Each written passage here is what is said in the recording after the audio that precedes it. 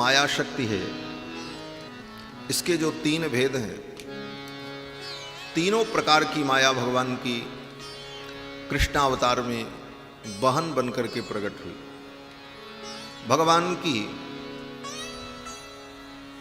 माया का जो तमोगुणी रूप है, उस माया के रूप में भगवती प्रकट हुई। वसुदेव जी उन्हें लेकर के आए नंद बाबा के घर से। कंस मारने चला वो आकाश में चली गई और विंध्याचल में जाकर के विराजमान हुई, भगवान की बहन। और भगवान की रजोगुणी माया द्रौपदी, जिसको भगवान ने अपनी बहन के रूप में अनुभव किया। द्रौपदी भगवान की रजोगुणी माया, जिनको केंद्र में रखकर महाभारत युद्ध के माध्यम से राजधर्म का पालन करते हुए भगवान ने दुष्टों का संहार कराया, महाभारत युद्ध में निमित्त बनाया। और भगवान की जो सतोगुणी माया है, उनका स्वरूप भगवती सुभद्रा हैं, जिनके साथ भगवान यहाँ पर जगदीशपुरी में विराजित हैं। और ये माया भगवान की आह्लादिनी शक्ति है। आह्लादिनी शक्ति होते हुए भगवान की प्रेयसी है। इसीलिए यहाँ पर भले सुभद्रा जी बहन के रूप में विराजमान हैं, लेकिन जब जगन्नाथ जी की स्तुति की जाती है तो कहा जाता है सुभद्रा प्राणनाथाय जगन्नाथाय मंगल। सुभद्रा के प्राणनाथ हैं भगवान। रूप कोई भी हो, परंतु माया भगवान की है, भगवान मायापति है। भगवान जगदीश का दिव्य स्वरूप प्रतिदिन आप सभी लोग दर्शन कर रहे हैं, खूब प्रसाद ले रहे हैं। और जगन्नाथपुरी में तो भगवान के प्रसाद की महिमा है। भगवान का प्रसाद कैसा भी हो, शुष्कम पर्युषितम वापि नीतम वा दूर देशतः प्राप्ति मात्रेण भोक्तव्यम नात्र काल विचारण। भगवान के प्रसाद में, महाप्रसाद में काल का विचार नहीं करना चाहिए। शुष्कम, सूखा भी हो तो प्रसाद ले लो।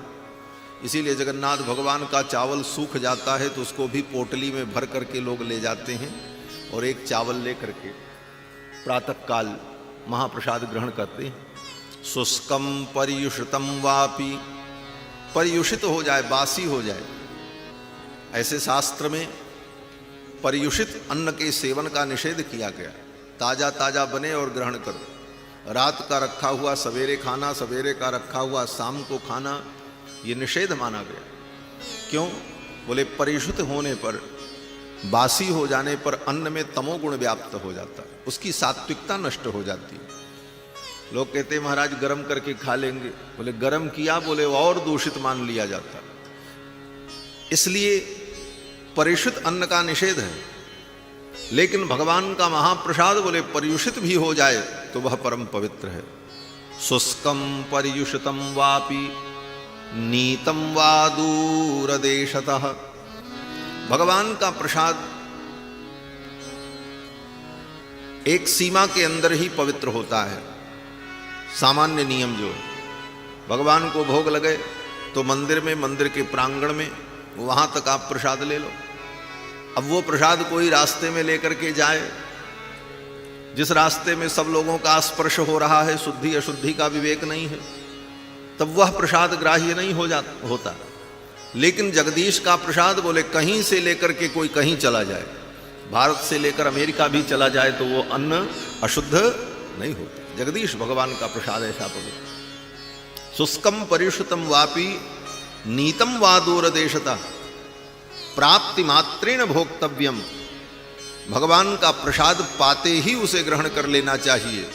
नात्र काल विचारणा, काल का विचार नहीं करना चाहिए। लोग कहते हैं हाँ ठीक है प्रसाद दे दीजिए, अभी थोड़ी देर बाद ले लेंगे। ऐसा करना भी अपराध है। भगवान का प्रसाद मिले तो तुरंत ग्रहण कर लेना चाहिए। प्रसाद क्या है? बोले प्रसाद माने भगवान की प्रसन्नता। प्रसाद में ही भगवान की प्रसन्नता, उनकी करुणा निहित है। इस भाव से प्रसाद ग्रहण किया जाता है, क्योंकि प्रसाद शब्द का अर्थ ही प्रसन्नता है। प्रसादस्तु प्रसन्नता। तो भगवान के मंदिर में हम गए और भगवान का प्रसाद मिला तो वह प्रसाद ही भगवान की प्रसन्नता है। भगवान हमारे ऊपर प्रसन्न है, इसका प्रमाण बोले हमको प्रसाद मिला। प्रसाद माने प्रसन्नता। तो श्री जगदीश का प्रसाद ऐसा पवित्र। यहाँ तो कहते हैं एकादशी भी चुपचाप बेचारी बंधी पड़ी है। मंदिर के पीछे एकादशी देवी विराजमान रहती है, उनको कोई पूछता ही नहीं। क्यों बोले जगन्नाथपुरी में तो जगन्नाथ का भात जगत पसारे हाथ, सारी दुनिया हाथ पसारती है जगन्नाथ के भात के लिए। इसलिए यहाँ एकादशी भी शांति से बैठी है बेचारी, क्या करे। ऐसी पावनपुरी में विराजमान होकर हम सभी लोग भक्त भगवंत के पावन चरित्र को श्रवण कर रहे हैं।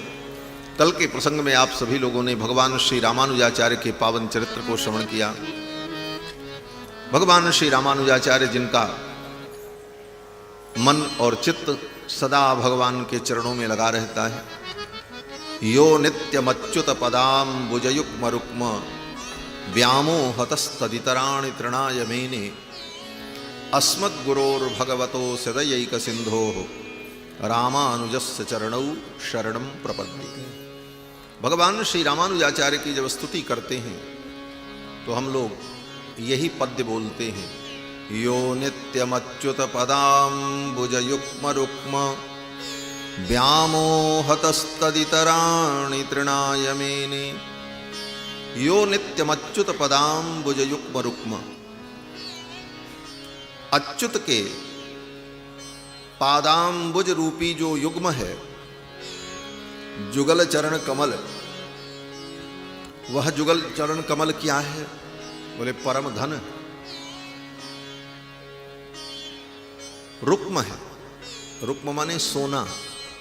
जैसे सोने में संपत्ति में व्यक्ति का मन आसक्त होता है, तो भगवान के चरणारविंद रूपी स्वर्ण में जिनका मन आसक्त है, यो नित्यम अच्युत पदाम्बुजयुग्म रुक्म व्यामोहतः, और इतना व्यामोह है भगवान श्री रामानुजाचार्य जी का भगवान के चरण रूपी संपत्ति में, इतना व्यामोह है कि भगवान के चरणों के अतिरिक्त तदितराणि तृणाय मेने, तदितराणि भगवान के चरणारविंद से इतर जो दुनिया की वस्तुएं हैं, संपत्तियां हैं, वह जिनके लिए तृण के समान है।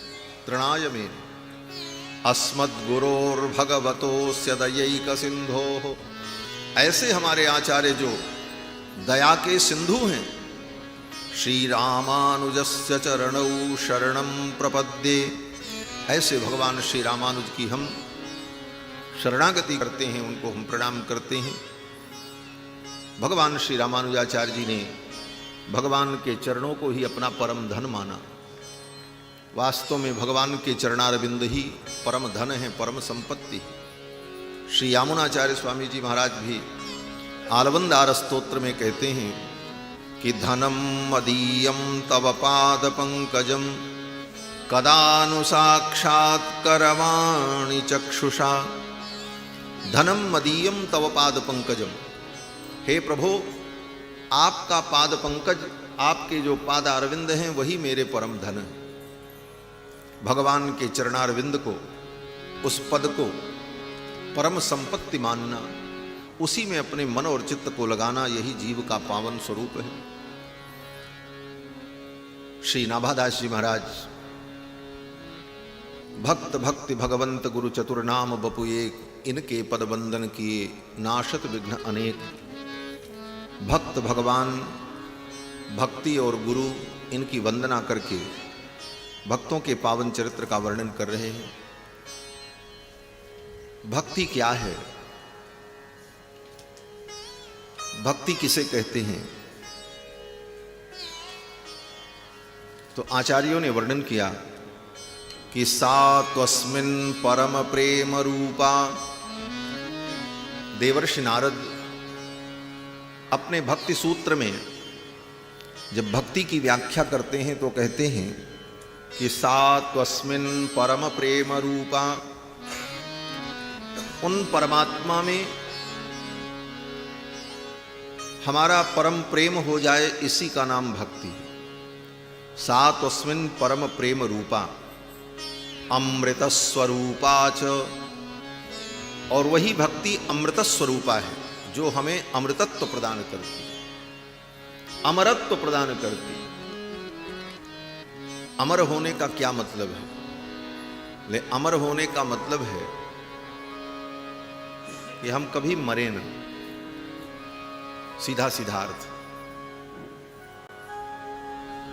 अमर होने का मतलब है कि हम कभी मरे ना। लेकिन सामान्य व्यक्ति अमर होने का मतलब यह समझता है कि अब हमको शरीर मिल गया है, अब हम मरे ना। लेकिन विशेष दृष्टि से चिंतन करें तो अमरत्व का मतलब है एक बार जो हमको ये शरीर मिल गया है ये तो मरेगा, लेकिन अब इसके बाद कभी हम न मरें, ये अमरत्व है। इसके बाद हम कभी न मरें, इसका उपाय क्या है? बोले मरते क्यों हैं? प्रश्न यही है, मरते क्यों हैं? बोले पैदा होते हैं इसीलिए मरते हैं, न पैदा हो तो मरेंगे भी नहीं। वो तो अन्योन्याश्रय संबंध है। जो वस्तु बनेगी वही बिगड़ेगी, जो पैदा होगी वही नष्ट होगी, ये नियम है। जो जो वस्तु उत्पन्न होती है वो वस्तु विनष्ट होती है। तो मरते क्यों हैं, इस कारण का अगर चिंतन करें तो यही चिंतन में आएगा कि हम संसार में पैदा होते हैं इसलिए मरना पड़ता है। और ये तो समझाने के लिए कहना पड़ता है। सत्यता यह है कि हम पैदा नहीं होते, शरीर पैदा होता है। हम तो अनादि हैं, आत्मा अनादि है, आत्मा कभी पैदा हुई ही नहीं।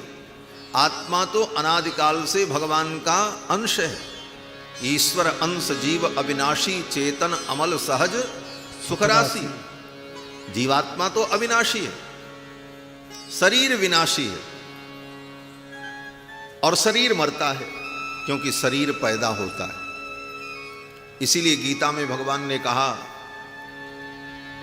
कि जातस्य हि ध्रुवो मृत्युः ध्रुवम जन्म मृतस्य च। जातस्य ही ध्रुवो मृत्युः, जो जन्म लेगा वो निश्चित मरेगा।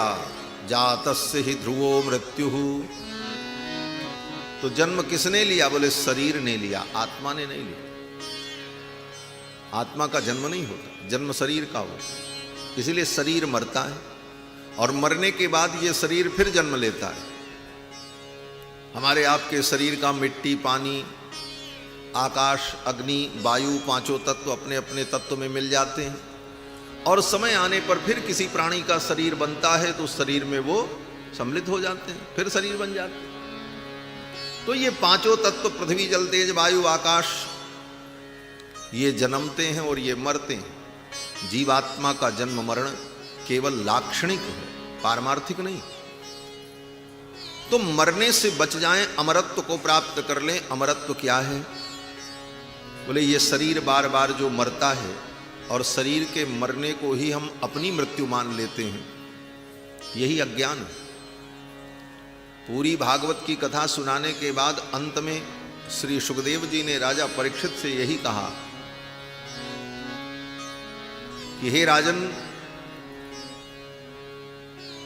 त्वं मरिष्येति पशुबुद्धि मिमाम जहि।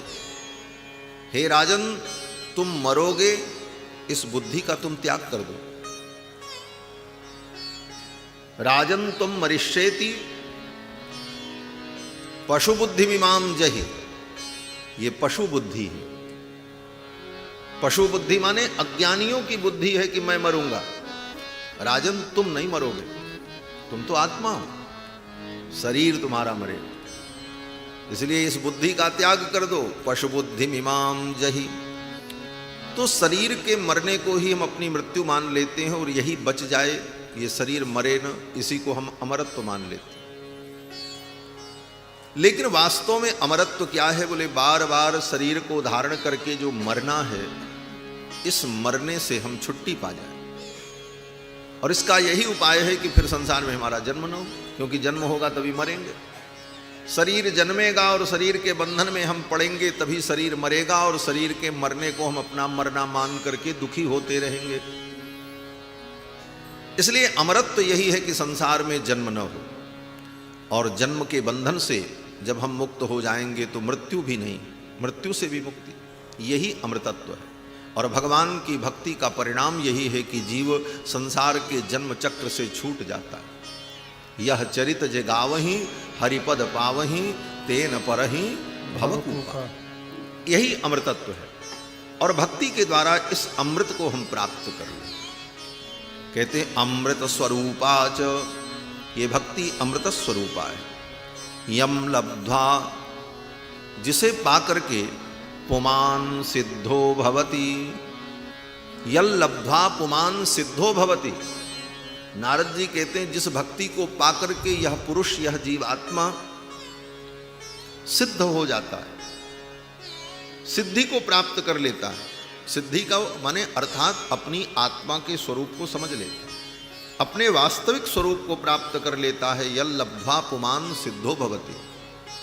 सिद्ध का मतलब ये नहीं कि वो चमत्कारी हो जाता। लोग कहते हैं महाराज वो बड़े सिद्ध हैं, ऐसा ऐसा कर देते, वो बात अलग है।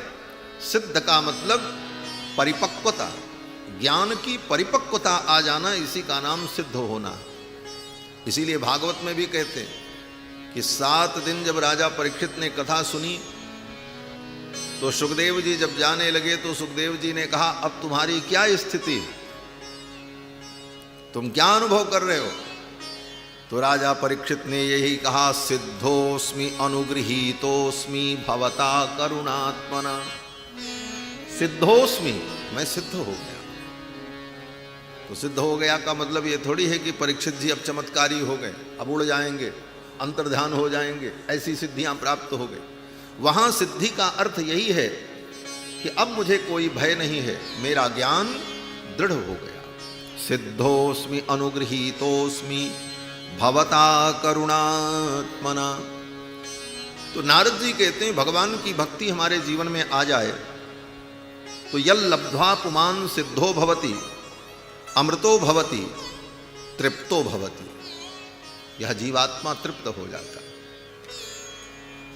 भगवान की भक्ति आने पर ही जीवन में तृप्ति आए।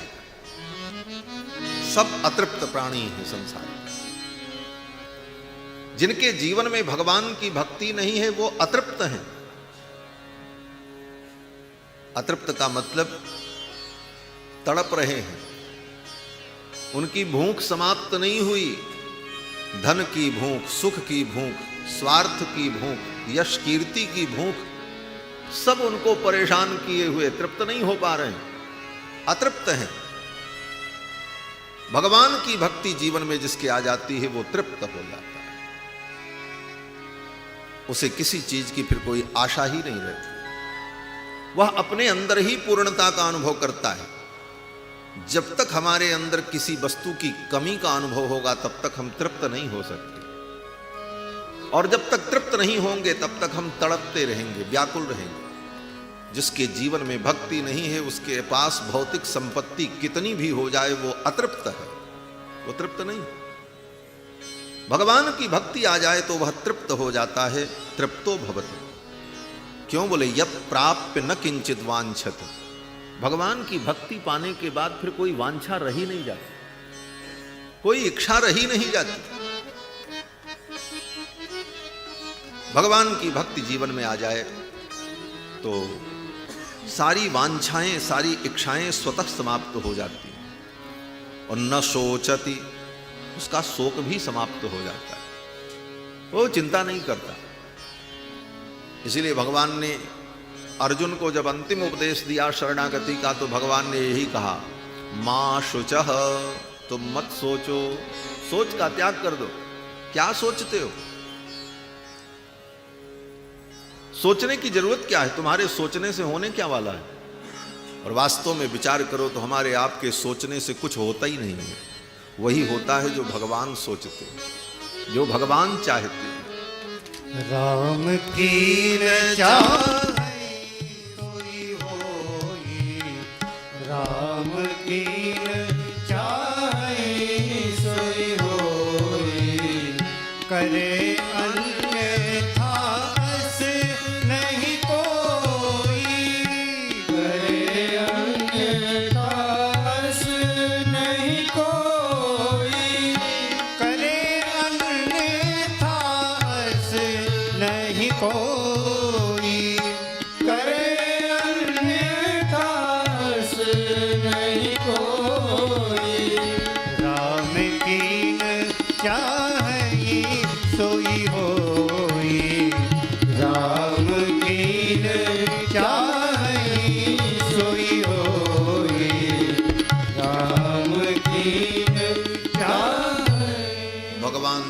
चाहते हैं वही होता है।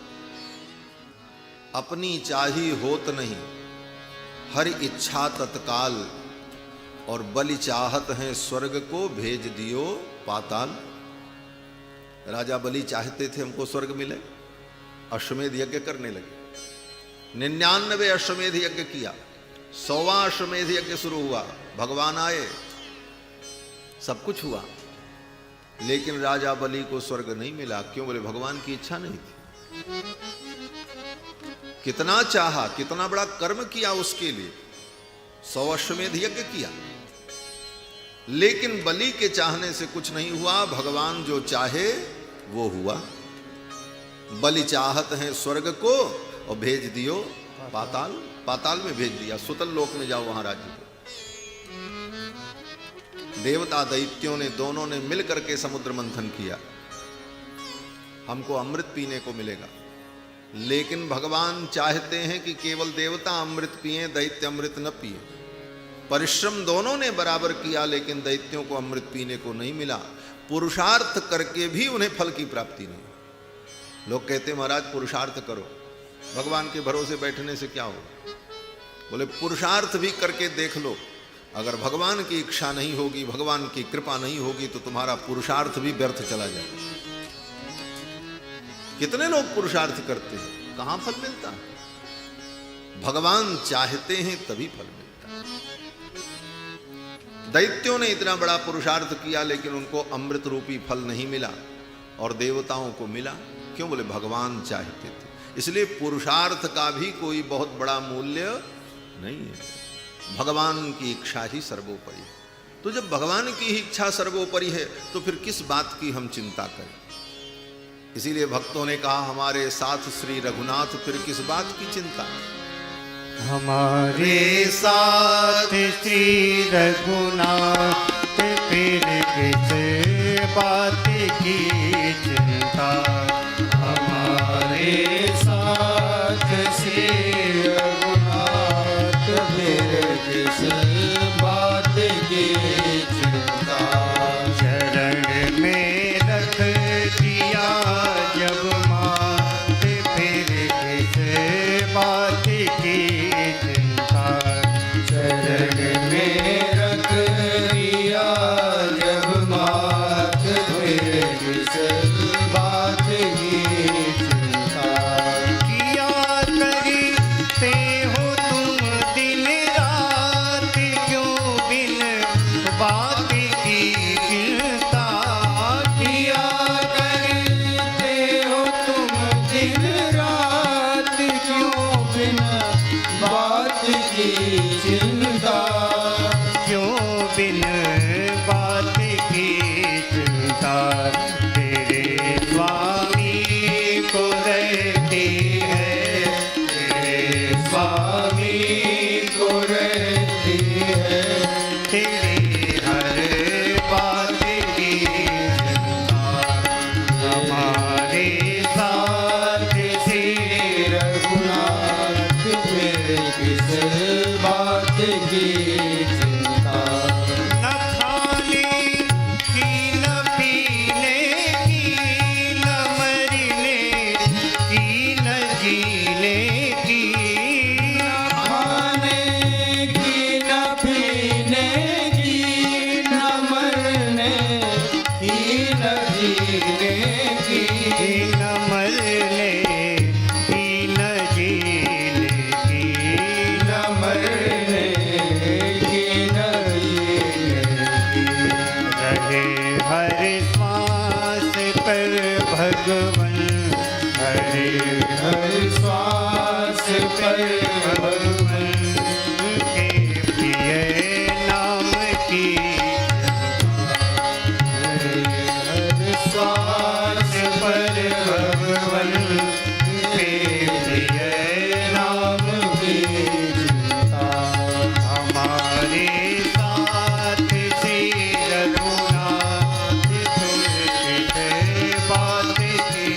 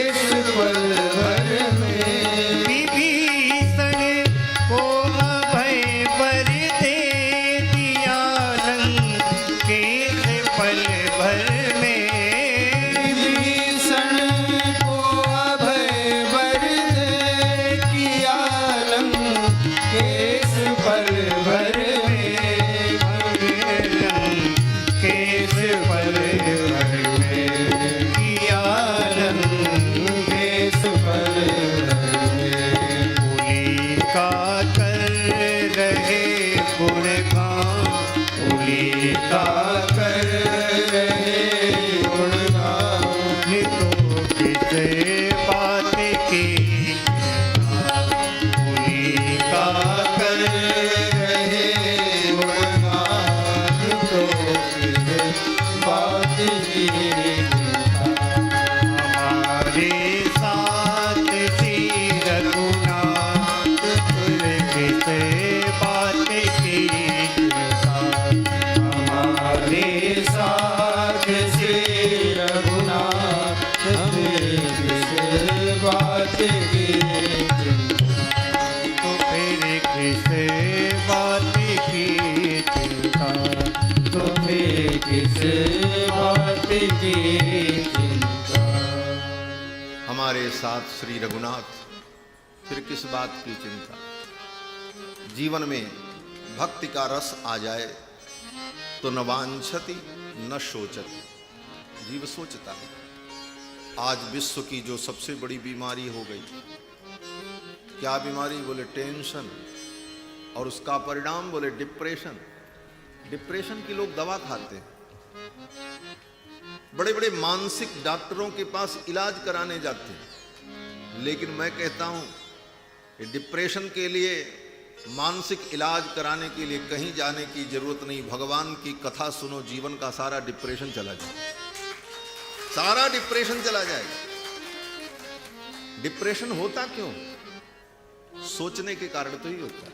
रात दिन हम सोचते रहते हैं ये ठीक कर लें, ये कर लें, ऐसा हो, ऐसा क्यों नहीं हुआ, यही कारण डिप्रेशन। क्यों सोचते हो? क्या कर पाओगे सोचकर?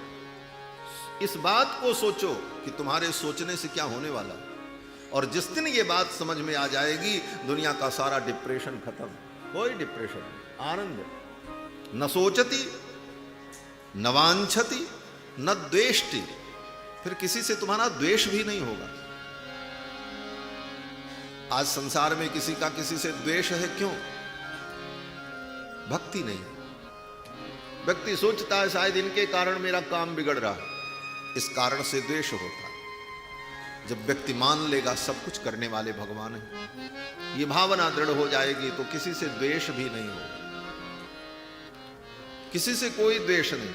न द्वेष्टि न रमते नोत्साही भवति, और न ही उसको कहीं किसी वस्तु में आसक्ति रह जाएगी। यही भक्ति का स्वरूप है। यद ज्ञात्वा मत्तो भवति स्तब्धो भवति, जिस भक्ति को पाकर के व्यक्ति मस्त हो जाता है। मत्तो भवति, मत्त का मतलब मत्त हो जाना, जीवन में मस्ती आ जाना। मस्ती के लिए लोग परेशान हैं, बोले 10 दिन से थक गए हैं काम करते, चलो एक दिन मस्ती करके आते। तुम एक दिन की मस्ती के लिए परेशान हो, भगवान की भक्ति करो, जीवन ही पूरी मस्ती में बीत जाएगी। ये पूरा जीवन ही मस्त हो जाएगा, आनंद हो जाएगा। ऐसी मस्ती आएगी जो मस्ती कभी जाएगी ही नहीं। मस्ती तो वो है जो जीवन में आवे तो फिर लौट के जाए ना। इसीलिए किसी भक्त ने कहा, जाम पे जाम पीने से क्या फायदा, शाम पियो सवेरे उतर जाएगा। लोग पीते हैं क्यों? बोले थोड़ी मस्ती आ जाए। लेकिन वो मस्ती कितनी देर रहती? बोले 4-5 घंटे 10 घंटे, उसके बाद तो फिर वही सुस्ती आएगी। वो मस्ती गई तो उसके बाद सुस्ती आई। लेकिन भक्त कहते हैं जाम पे जाम पीने से क्या फायदा, शाम पियो सवेरे उतर जाएगी। एक जाम पी लो हरि नाम का, सारी जिंदगी मस्ती में गुजर जाएगी। सारी जिंदगी ही मस्ती में गुजर जाएगी। ऐसी मस्ती जीवन में आएगी। इसलिए नारद जी कहते हैं मत्तो भवति, भगवान की भक्ति जीवन में आ जाए तो जीव मत्त हो जाता है और आत्माराम होकर परम आनंद को प्राप्त करता है। ये भक्ति की महिमा है। भक्ति क्या है? बोले द्रुतस्य भगवत धर्मात् धारावाहिकताम गता। हमारे हृदय का जो भाव है, भगवान की कथा को सुनकर के हमारा हृदय जब द्रवीभूत होता है, द्रुतस्य भगवत धर्मात्, भगवान की कथा को सुनकर, भगवान के दिव्य श्री विग्रह का दर्शन करके, भगवान की लीलाओं को देखकर हमारे हृदय का जो भाव है वो भाव पिघल करके बहने लगता है, उसमें धारावाहिकता आ जाती है। ये श्री मधुसूदन सरस्वती जी महाराज अपने भक्ति रसायन ग्रंथ में भक्ति का लक्षण बताते हैं कि द्रुतस्य भगवद धर्मात् धारावाहिकतां गता सर्वेशे मनसो वृत्तिर भक्तिरित्यभिधीयते। भगवान की कथा सुनकर, भगवान की लीलाओं को देखकर, भगवान के दिव्य विग्रह का दर्शन करके हमारे हृदय के भाव की जो धारावाहिकता होती है, और वह धारावाहिकता, वो मन की वृत्ति, सर्वेशे मनसो वृत्ति ही, उन सर्वेश जगन्नाथ में हमारे मन की वृत्ति दृढ़ हो जाए, इसी को कहते हैं भक्ति। भक्तिरित्यभिधीयते, वही भक्ति। और फिर उस द्रवीभूत हृदय में भगवान के जिस रूप की, जिस लीला की छाया पड़ जाए, वो सदा के लिए स्थायी हो जाती है। जैसे लाक्षा होता है, जिसको लाक्षा माने लाख, वो सील मोहर लगाते हैं तो लाख को गला करके लगाते हैं। लाख बड़ी कठोर होती है, लेकिन अग्नि के ताप से वो पिघलती है। पिघलने पर उसमें जो ठप्पा लगा दो, वो ठप्पा छप गया, वो अब नहीं बिगड़ेगा।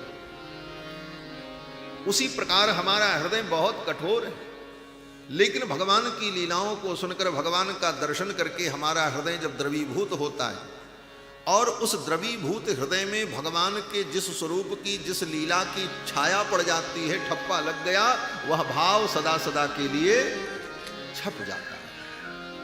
यही भगवान का हृदय में विराजमान हो। मधुसूदन सरस्वती जी महाराज कहते हैं, और ऐसी भक्ति जीवन में आ गई तो फिर जीव धन्य हो जाता है। भक्ति को प्राप्त करने के लिए भक्तों के चरित्र को सुनना अनिवार्य है। क्यों? बोले भगवान की कथा सुनकर के कोई आश्चर्य नहीं होता। भगवान की कथा सुनकर के कोई बहुत आश्चर्य नहीं होता। क्यों?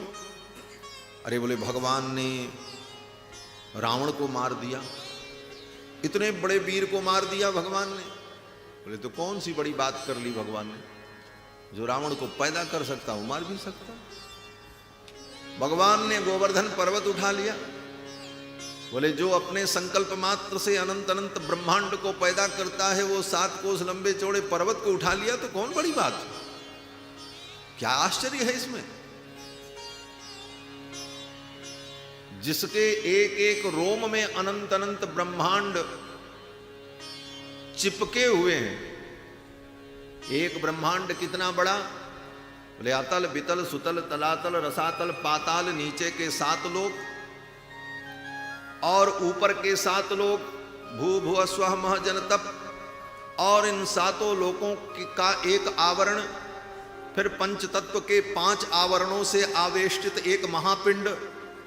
ऐसे ऐसे अनंत अनंत महापिंड जिस महागोलक के अंदर विचरण करते रहते हैं, वो एक ब्रह्मांड।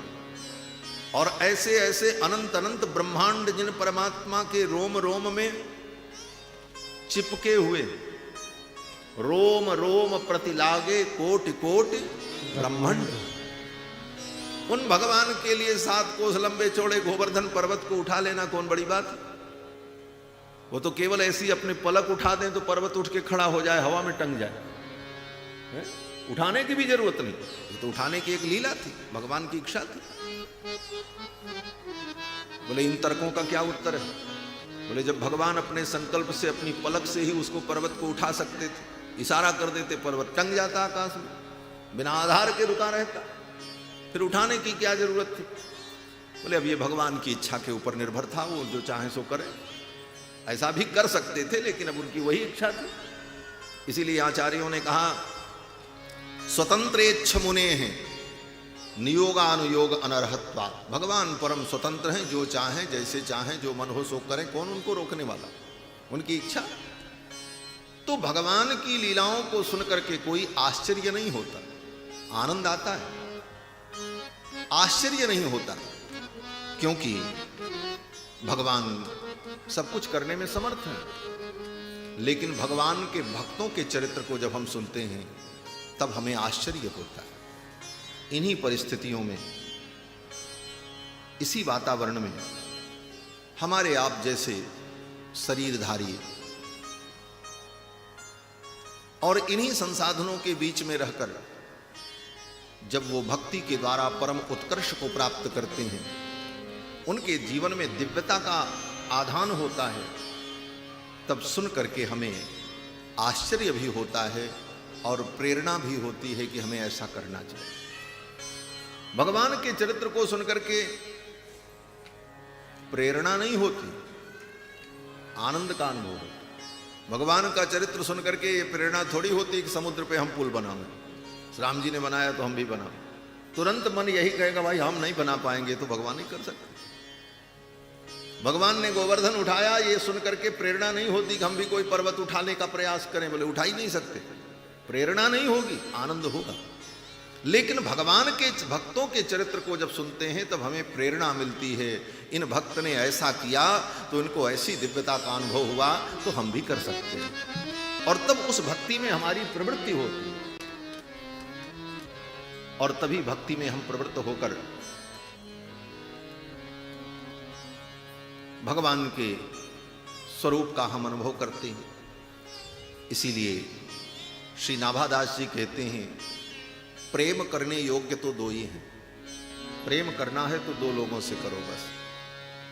भजिबे को दोई सुघर, कै हरिदास।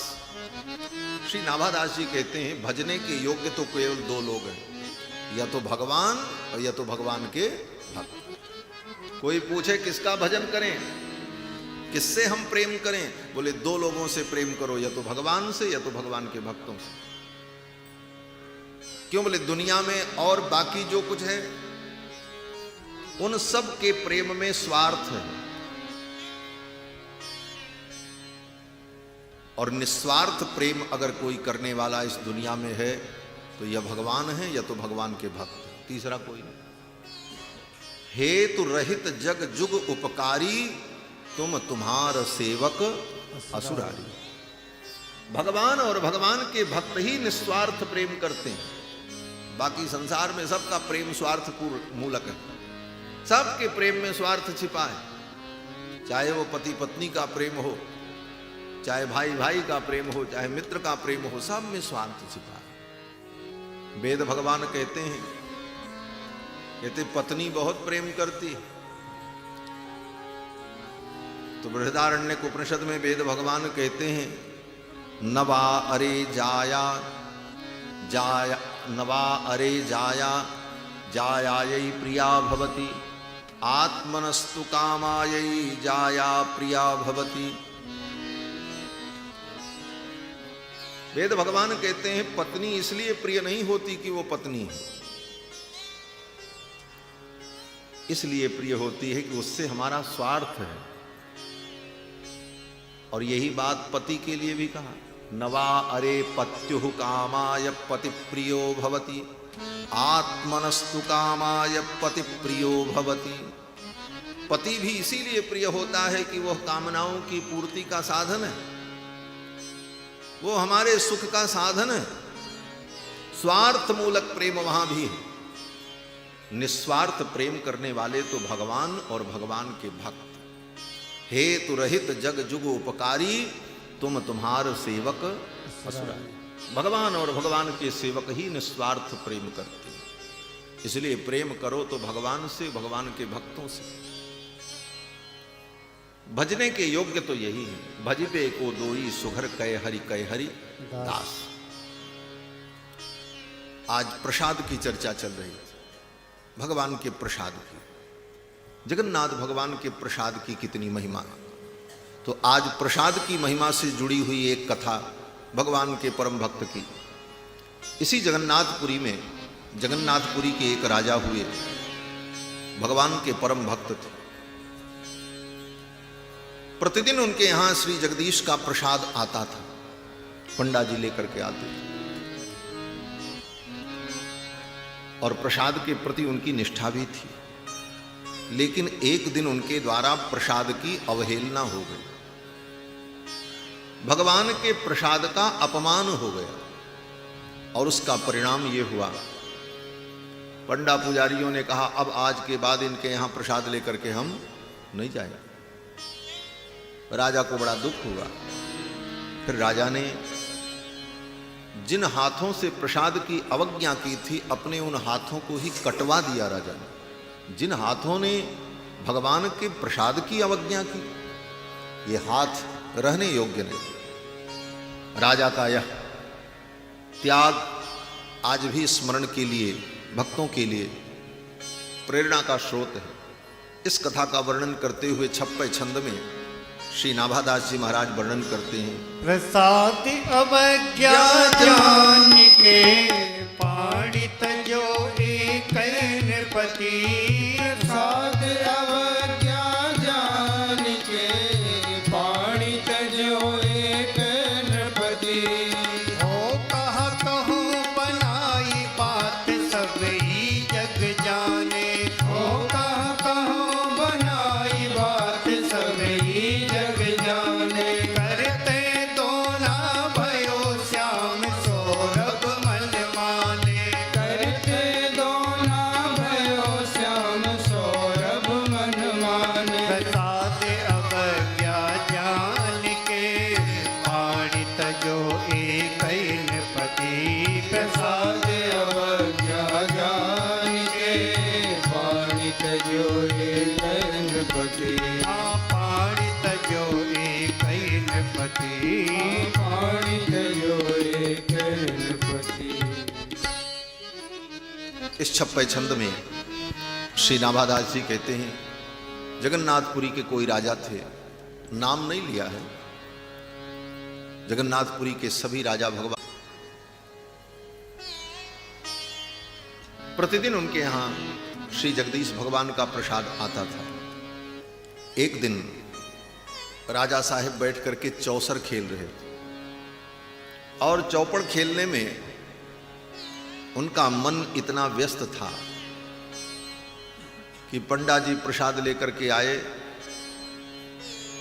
तो प्रसाद लेने के लिए उठ करके खड़े नहीं हुए, लेकिन संस्कार तो भक्ति का था, प्रसाद की अवज्ञा नहीं करनी चाहिए। तो कभी कभी कोई वस्तु आप सीधे हाथ में न लो तो हाथ से छू करके उसे स्वीकार कर लिया जाता है।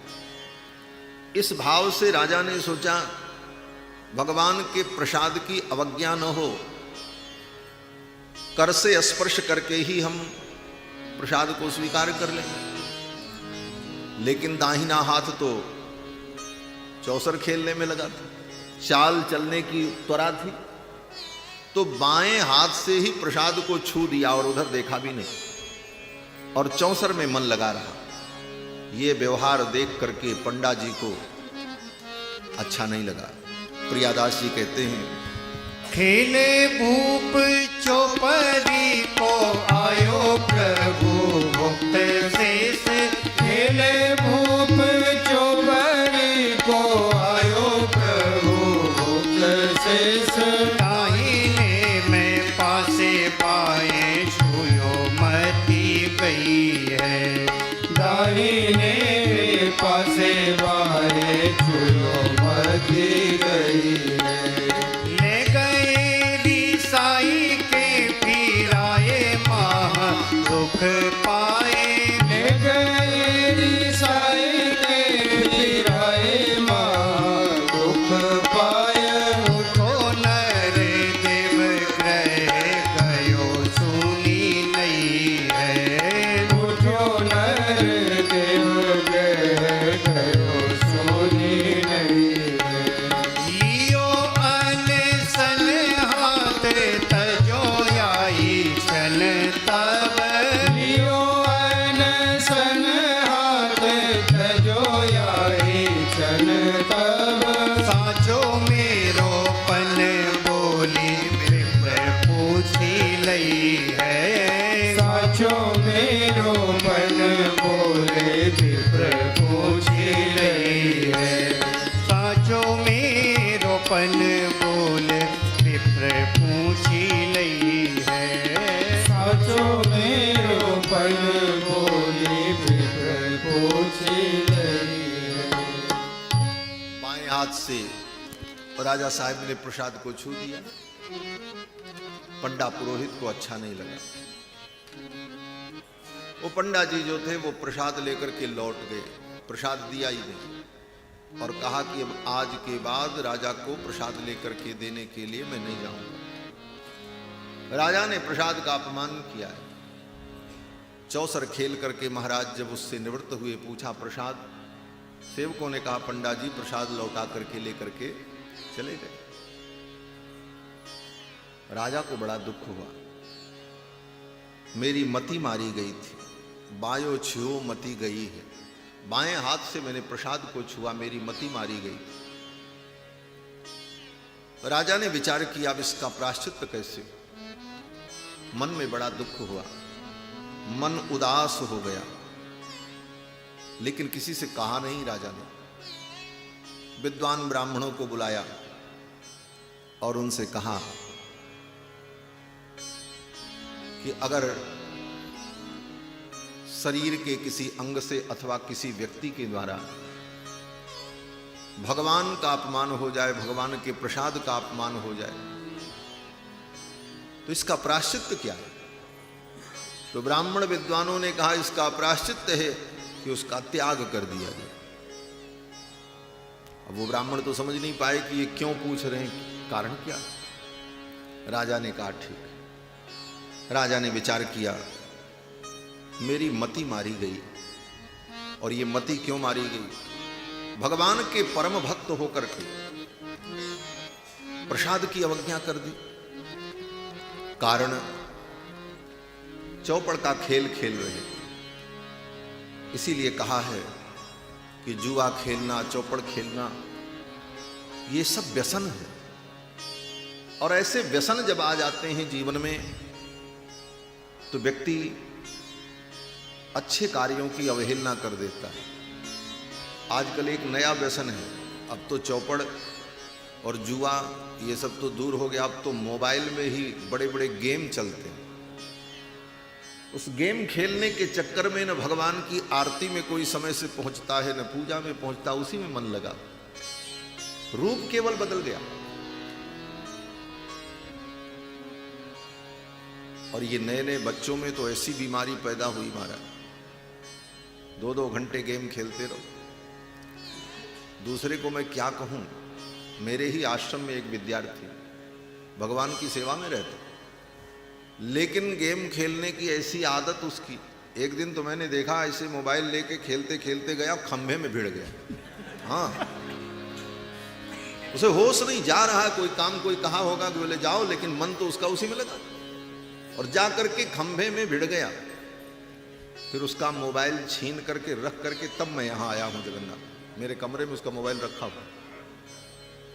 यह स्थिति, ये दुर्व्यसन जीव को पतन के मार्ग पर ले जाता है। ये दुर्व्यसन जीव को पतन के मार्ग पर ले जाता है।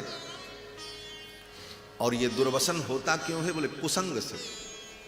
जैसा संग करोगे वैसी बुद्धि उपजेगी। श्री गोस्वामी जी महाराज कहते हैं, को न कुसंगत पाई नसाई, रहई न नीच मते चतुराई। को न कुसंगत पाई नसाई, को न कुसंगत पाई नसाई, रहे न नीच मते चतुराई, रहे न नीच मते चतुराई, रहे न नीच मते चतुराई, रहे न नीच मते चतुराई। को न कुसंगत पाई नसाई, को न कुसंगत पाई नसाई, को न कुसंगत कुसंगति आने पर अच्छे से अच्छे व्यक्ति की मति विचलित हो जाए, इसलिए कुसंग से बचना बहुत जरूरी है। सुसंग मिले न मिले वो बाद की बात है, लेकिन कुसंग से पहले बचो। बहुत बढ़िया भोजन, रसगुल्ला, मालपुआ मिले न मिले कोई बात नहीं, सूखा भात मिले, लेकिन विष से और जहर से तो पहले बचना पड़ेगा। क्यों बोले विष पियोगे तो मर जाओगे। एक दिन रसगुल्ला नहीं खाओगे फिर भी जिंदा रहोगे, लेकिन विष पीते तो फिर एक दिन भी जिंदा नहीं रहोगे। इसलिए कुसंग का तो पूर्ण रूप से त्याग हो, और कुसंग का परिणाम व्यक्ति को पतन के मार्ग पर ले जाता है। कहते हैं बस कुसंग चाहत कुशल, तुलसी यह अफसोस। किया कुसंग और बचना चाहते हैं कि हम बच जाएं, सुरक्षित रहें। कुसंग किया तो जिसका तुम संग करोगे वो तो बाद में भोगेगा, तुमको तो पहले भोगना पड़ेगा। महिमा घटी समुद्र की, रावण बसा पड़ोस।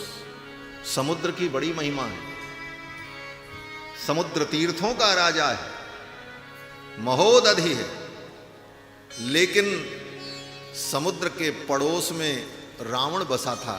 और रावण कितना बड़ा अत्याचारी, ऐसे अत्याचारी का संग समुद्र को मिला। परिणाम क्या हुआ? बोले रावण तो बाद में मारा गया, लेकिन समुद्र पहले बांधा गया। समुद्र को पहले बांधा भगवान ने। गोस्वामी जी संकेत करते हैं कि महिमा घटी समुद्र की, रावण बसा पड़ोस। इसलिए कुसंग से व्यक्ति को बचना चाहिए। राजा की मति मारी गई, प्रसाद की अवज्ञा की राजा ने। आचार्यों ने कहा अब इसका यही पश्चाताप है, इसका प्रायश्चित यही है कि जिस अंग से अपराध हुआ, जिस व्यक्ति से अपराध हुआ, जिसके कारण भगवान का अपमान हुआ, ऐसे व्यक्ति का वस्तु का त्याग कर देना।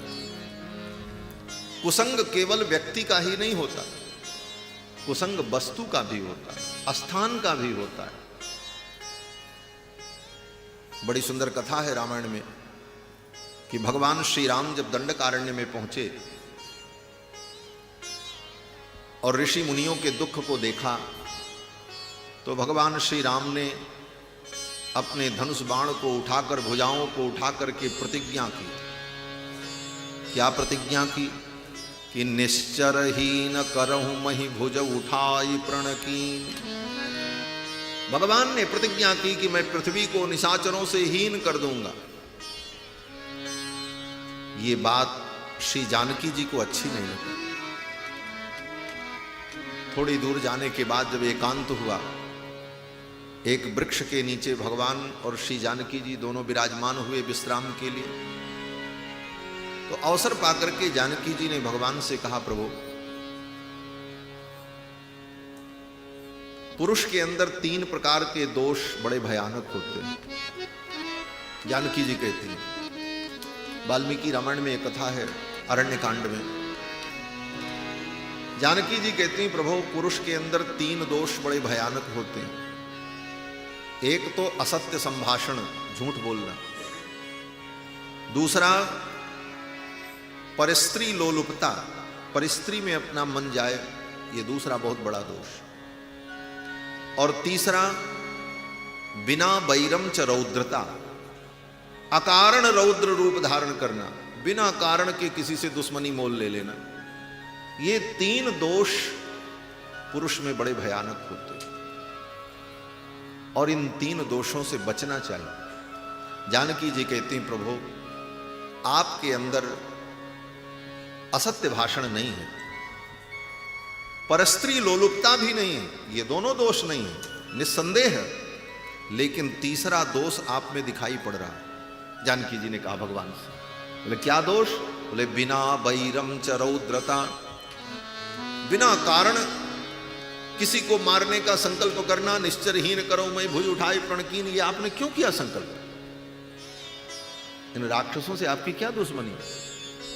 वो तो आपसे लड़ने नहीं आ रहे, आपका कुछ बिगाड़ा नहीं, और आप उनके विनाश का ये संकल्प कर रहे हैं, ये रौद्र रूप धारण कर रहे हैं, ये उचित नहीं।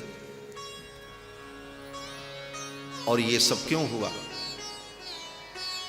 तो श्री जानकी जी कहती, मुझे लगता है कि आपके अंदर ये जो रौद्रता आई, ये कमी जो आई, जो मुझे लग रहा है इसका कारण संग दोष है। संग दोष, संग की चर्चा चल रही है। क्या संग दोष? जानकी जी कहती हैं, आप अयोध्या से चले तपस्या करने के लिए वन में, और बेश तपस्वी का धारण किया। तापस बेश विशेष उदासी, 14 बरिस राम वनवासी। तो तपस्वी का वेश धारण करे तो तपस्वियों की जो चीज है वो साथ में रखनी चाहिए। कमंडल रखना चाहिए, दंड रखना चाहिए, मृगचर्म रखना चाहिए, कुशा रखनी चाहिए। ये धनुष बाण लेकर के आप क्यों आए? जानकी जी ने कहा जब वेश तपस्वी का, तो ये धनुष बाण तलवार, ये शस्त्र, इन शस्त्रों का संग ही आपके अंदर क्रूरता और रौद्रता पैदा कर रहा है। केवल वस्तु का ही, व्यक्ति का ही संग व्यक्ति की भावना को, व्यक्ति के विचार को प्रभावित नहीं करता, अपितु वस्तुएं भी करती हैं। तो वस्तुओं का भी कुसंग नहीं होना चाहिए। वहां पर जानकी जी ने एक बड़ी सुंदर कथा सुनाई है भगवान को। जानकी जी कहती हैं, प्रभु एक महात्मा थे, बड़े तपस्वी थे। उनकी उग्र तपस्या को देख करके इंद्र को भय हो गया, कहीं ये मेरा पद न ले ले। अगर कोई तपस्या करे तो सबसे पहले इंद्र को ही परेशानी होती,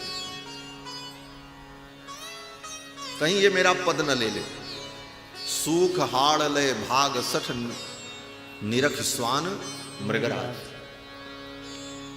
इंद्र को भय हुआ कि कहीं ये मेरे पद के लिए तो तपस्या नहीं कर रहा। तो इंद्र ने सोचा इसकी तपस्या को हम नष्ट करें। महात्मा की तपस्या को नष्ट करने के लिए इंद्र ने बड़ी सुंदर जुक्ति लगाई, और इंद्र ने एक क्षत्रिय का वेश धारण किया, घोड़े पर बैठ करके आए, टक टक टक टक, हाथ में तलवार लिए हुए थे। तलवार को महात्मा के आश्रम में ऐसे फेंक दिया। महात्मा ने कहा, अरे भाई तुम कौन हो, ये अपनी तलवार यहां क्यों फेंक रहे हो? तो क्षत्रिय के रूप में आए हुए इंद्र ने कहा, हे महात्मन, मेरी इस तलवार को आप संभाल करके रखना, मैं अभी आऊंगा, बाद में ले जाऊंगा।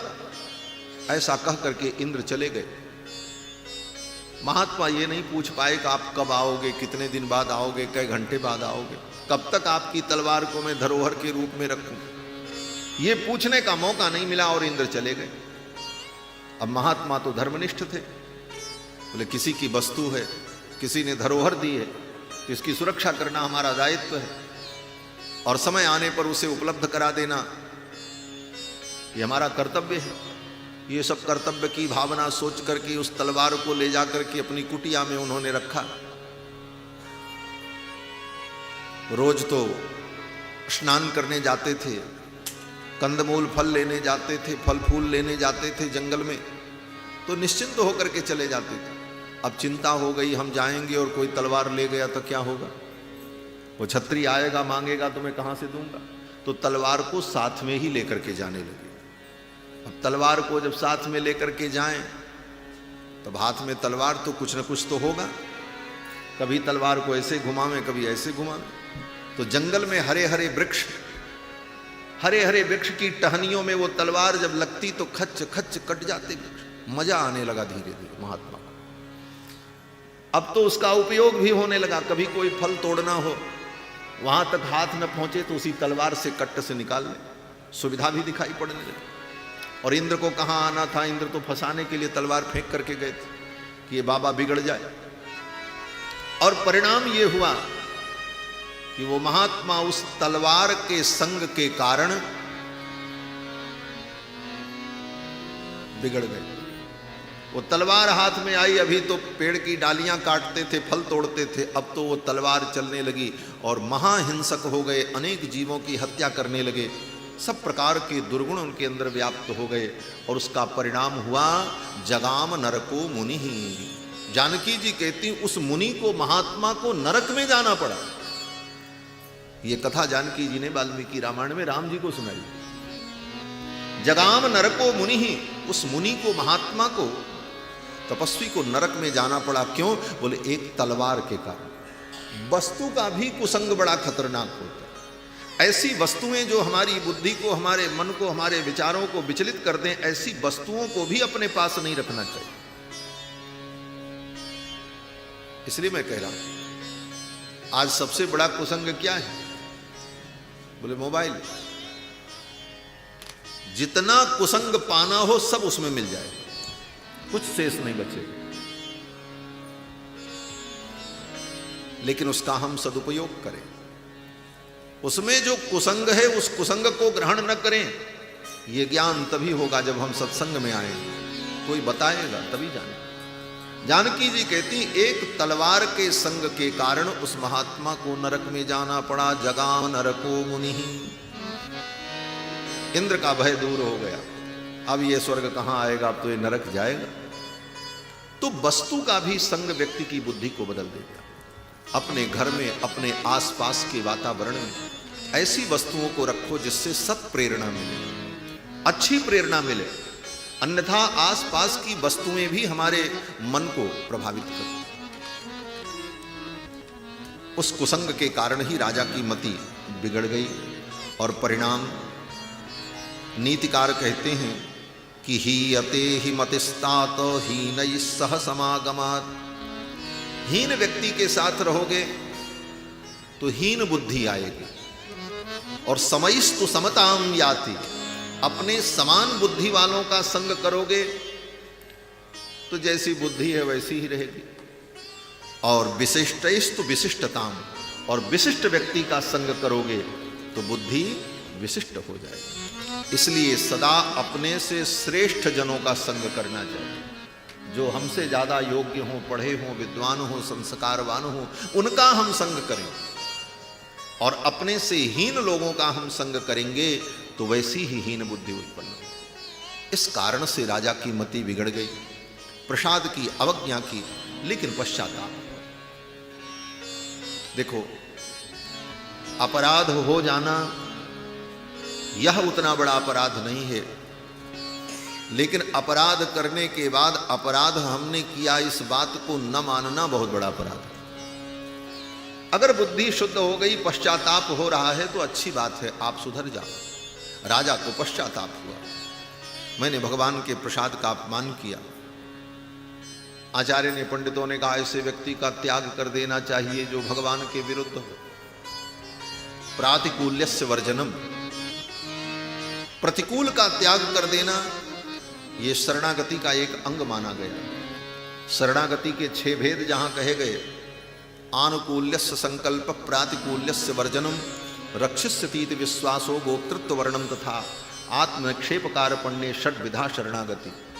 शरणागति के 6 लक्षण बताए। आप भगवान के शरणागत भक्त हो तो इन 6 लक्षणों का चिंतन करते रहो। आनुकूल्यस्य संकल्प, जो भगवान के अनुकूल हो उसी का संकल्प करो। जो भगवान के अनुकूल लोग हों उन्हीं का संग करो। जो भगवान के अनुकूल हो उन्हीं पदार्थों का सेवन करो। आनुकूल्यस्य संकल्पः, प्रातिकूल्यस्य वर्जनम, जो भगवान के प्रतिकूल हो उसका त्याग करो।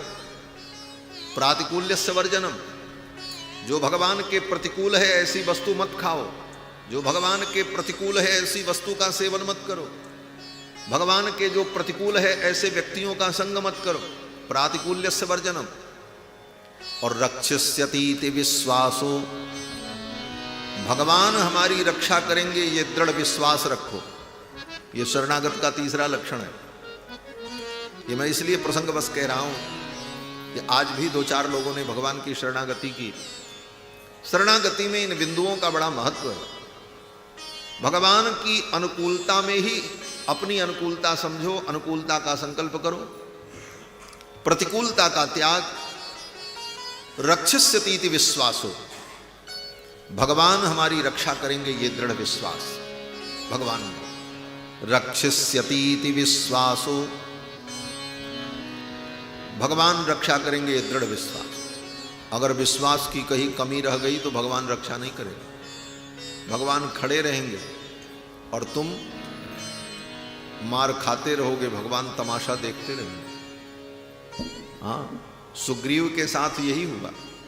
सुग्रीव से भगवान ने कहा कि सखा सोच त्यागहु बल मोरे।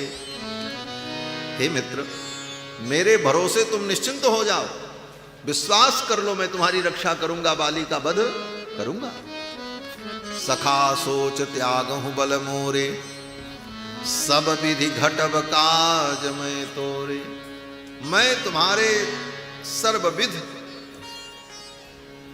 घटक बनकर, सहायक बनकर तुम्हारे कार्य का साधन करूंगा, विश्वास करो। सुग्रीव को विश्वास नहीं हुआ।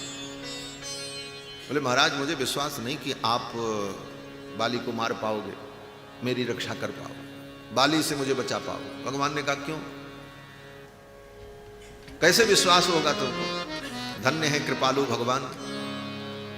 ठाकुर जी ने उस सुग्रीव को विश्वास दिलाने के लिए कहा, तुमको जैसे विश्वास हो वो मैं करने को तैयार हूं। दूसरा आदमी होता तो क्या कहता? सामने वाला व्यक्ति कहे भाई हमको विश्वास नहीं आपके ऊपर, तो व्यक्ति यही कहेगा नहीं विश्वास है तो जाओ, हमको तुमसे क्या लेना देना। लेकिन भगवान कहते हैं तुमको विश्वास कैसे होगा वो मैं करने को तैयार हूं। सुग्रीव ने कहा ये 7 तालों को एक बाण से गिरा दो तो हम मान लेंगे आप बाली को मार दो। 7 ताल का भेदन किया भगवान ने। भगवान ने कहा आप विश्वास है? सुग्रीव ने कहा पूरा नहीं है, अभी तो 40% हुआ है केवल। बोले अच्छा और क्या करें? वो दुंदुभी राक्षस की हड्डियों को दिखाया, बोले इसको पैर से फेंक दो आप। इसके शरीर में जब मांस था तब बाली ने इसे उठा करके फेंका था तो इतनी दूर आकर के गिरा, तो अब तो इसके शरीर का मांस गल गया, केवल हड्डियां बची हैं। आप अपने पैर के अंगूठे से इन हड्डियों को उछाल करके फेंक दो, तब हमें विश्वास होगा कि आप बाली को मार पाओ। भगवान से हड्डी फेंकवाया सुग्रीव ने। मरे हुए व्यक्ति की हड्डी अपवित्र होती है, लेकिन बाली ने अपने विश्वास के लिए भगवान से यह भी करवाया। भगवान ने उस दुंदुभी राक्षस की हड्डियों को भी फेंका, लेकिन इसके बाद भी पूरा विश्वास नहीं हुआ। 80% विश्वास हुआ, बस 20% अभी संदेह बना रहा। भगवान ने कहा जब तुमको विश्वास ही नहीं है तो अब तुम्हारा काम नहीं होगा। सुग्रीव गया युद्ध करने के लिए बाली से। बाली ने खूब पटक पटक करके मारा सुग्रीव को। हड्डी पसली जो है नरम कर दी एकदम, और भगवान चुपचाप धनुष बाण लेकर के वृक्ष के पीछे खड़े देख रहे थे। बाली पीट रहा था सुग्रीव को, सुग्रीव जी पिट रहे थे और भगवान देख रहे। एक भी बाण भगवान ने नहीं चलाया। पिटते पिटते सुग्रीव ने सोचा अब तो पिट जाएंगे, अब बचना मुश्किल है। बाली ने उठा करके सुग्रीव को पटका और छाती पर चढ़कर एक हाथ से गले को पकड़ा और गदा उठाया सिर पर मारने की। बाली सुग्रीव ने देखा ये गदा आई नीचे और मैं गया ऊपर, अब तो काम खत्म। सुग्रीव ने तुरंत बाली के हाथ में दांत से काटा। बंदर का तो काम ही है काटना, इसीलिए बंदर को मरकट कहते हैं, जो मारता भी है और काटता भी है, इसीलिए उसका नाम मरकट। मारती थी काटती थी मरकटा। काटा जोर सर के बाली ने छोड़ दिया हाथ। सुग्रीव वहां से भागे और भाग करके भगवान के पास आए, रोते चिल्लाते, बोले प्रभु मैं मार खाता रहा और आप देखते रहे। भगवान ने कहा हाँ भैया हम देख रहे थे। बोले आप देख रहे थे, आपने बाण नहीं चलाया? भगवान ने कहा हाँ चाह तो रहा था मैं बाण चलाऊं, लेकिन चला नहीं पाया। बोले मैं पिट रहा था और आप देख रहे थे। भगवान ने कहा मुझे संदेह था, तुम दोनों भाई एक जैसे थे, अगर मैं बाण चलाता कहीं बाण तुम्हें लग जाता, इसलिए मैंने बाण नहीं चलाया। सोचो भगवान को संदेह हो, सुग्रीव और बाली में भेद न समझ पावे भगवान, काहे को भगवान है फिर? लेकिन भगवान का कहने का मतलब था सुग्रीव तुम में और तुम्हारे भाई बाली में मुझे कोई अंतर नहीं दिखाई पड़ा, क्योंकि बाली को भी अपने बल का भरोसा था, मेरा भरोसा नहीं, और तुमको भी मेरा भरोसा नहीं था। दोनों एक ही समान थे, इसलिए मुझे कोई अंतर समझ में नहीं। बाद में श्री लक्ष्मण जी ने जब गज पुष्पी की माला पहनाई और दोबारा पीठ ठोक करके आशीर्वाद देकर के विदा किया, बोले अब जाओ, तब दोबारा सुग्रीव को विश्वास हुआ क्यों? बोले जब लक्ष्मण जी ने कृपा की, लक्ष्मण जी ने गज पुष्पी की माला पहनाई। हमारे संत जन कहते हैं लक्ष्मण जी जीवाचार्य हैं, जीवों के आचार्य हैं। और गले में माला पहनाई, इसका मतलब कंठी पहनाई। गले में माला पहना करके भगवान की शरणागति गुरु के द्वारा कराई जाती। आचार्य रामानुज ने, लक्ष्मण जी ने सुग्रीव के गले में माला पहना करके विश्वास दिला करके कहा, जाओ इस बार रघुनाथ जी बाली का वध कर देंगे। जब तक गुरु की कृपा न हो तब तक भगवान में दृढ़ विश्वास नहीं होता। आचार्य की कृपा से ही भगवान के चरणों में विश्वास हो। चल पड़े, और जब गए तो दोबारा भगवान ने बाली का वध कर दिया। तो विश्वास, रक्षिष्यतीति विश्वासो, भगवान हमारी रक्षा करेंगे विश्वास हो। गोप्तृत्व वर्णम तथा, और चौथा लक्षण है गोप्तृत्व वर्ण, रक्षक के रूप में भगवान का वर्ण करना। रक्षक के रूप में एकमात्र भगवान का ही वर्ण करना, और किसी का वर्ण नहीं। मेरे तो गिरधर गोपाल दूसरों न कोई, ये दूसरों न कोई बड़ा महत्वपूर्ण पद है। इस एक शब्द में बड़े भाव छिपे हैं। दूसरों न कोई, गोप्तृत्व वर्णम तथा रक्षकत्वेन केवल भगवान का वर्ण करना, और किसी को अपना रक्षक न समझ। इसके ऊपर हमारे आचार्य श्री लोकाचार्य स्वामी जी ने एक ग्रंथ ही लिख दिया जिसका नाम है प्रपन्न परित्राण। कोई रक्षक नहीं। अगर पिता को रक्षक मानते हो तो एक पिता तो हिरण्यकश्यपु भी था जिसने अपने बेटे प्रहलाद को मारने के लिए कोई कमी बाकी नहीं रखी। इसलिए पिता भी रक्षक नहीं हो सकता। मां रक्षक होगी, बोले मां को भी अगर तुम रक्षक मानते हो तो भ्रम में हो। मां भी रक्षक नहीं हो सकती। एक मां द्रौपदी भी थी, वो कुंती भी थी, जिसने अपने नवजात शिशु कर्ण को ले जाकर के नदी के तट पर छोड़ दिया अपनी लोक लज्जा के लिए। कैसे कहोगे कि मां रक्षक? बोले भाई रक्षक होगा। बोले एक भाई विभीषण भी था, वो रावण भी था, जिसने अपने भाई विभीषण को मार करके निकाल दिया। कैसे कहोगे कि भाई भी रक्षक हो सकता है? पुत्र रक्षक होगा। बोले एक पुत्र कंस था जिसने अपने बाप को ही जेल में डाल दिया। देवता रक्षा करेंगे। बोले जो देवता अपनी रक्षा नहीं कर सकते वो तुम्हारी क्या करेंगे? जब देवताओं के ऊपर रावण ने गदा लेकर के आक्रमण किया तो देवताओं की भी रक्षा करने के लिए भगवान को ही आना पड़ा। देवताओं ने भी भगवान को ही पुकारा, जय जय सुरनायक जन सुखदायक। तो देवता भी रक्षक नहीं हो सकते। बोले देवताओं की भी देव ब्रह्मा जी रक्षा करेंगे। बोले जो ब्रह्मा अपने चारों वेदों की रक्षा नहीं कर पाए। इन सारे भावों को एक श्लोक में यामुनाचार्य स्वामी जी अपने स्तोत्र में कहते हैं कि वेदापहार गुरुपातक दैत्य पीड़ा। वेदापहरण कर लिया असुर ने, ब्रह्मा जी अपने वेदों को नहीं बचा पाए। ब्रकासुर दैत्य ने भगवान शंकर को ही भस्म करने के लिए जब दौड़ा लिया तो भगवान शंकर को भी चिंता हो गई, अब हमारी रक्षा कौन करे? अंत में भगवान ने ही उनकी रक्षा। तो भगवान ही एकमात्र रक्षक हैं। रक्षिष्यतीति विश्वासो गोप्तृत्व वर्णम तथा आत्मनिक्षेप, और अपने आप को पूर्ण रूप से भगवान के चरणों में छोड़ देना, कार्पण्य और दैन्य भाव से भगवान का चिंतन करते रहना, यही शरणागति है। तो प्रातिकूल्यस्य वर्जनम, भगवान के जो प्रतिकूल हो उसका त्याग कर दो। प्रातिकूल्यस्य वर्जनम, इसी भाव को गोस्वामी जी महाराज कहते हैं, तजिए ताहि कोटि बैरी सम यद्यपि परम स्नेही जाके प्रिय न राम वैदे।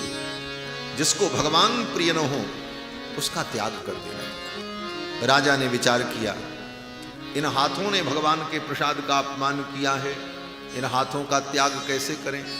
अपने से तो अपने हाथ काटे नहीं जा सकते, और काटे भी जाएंगे तो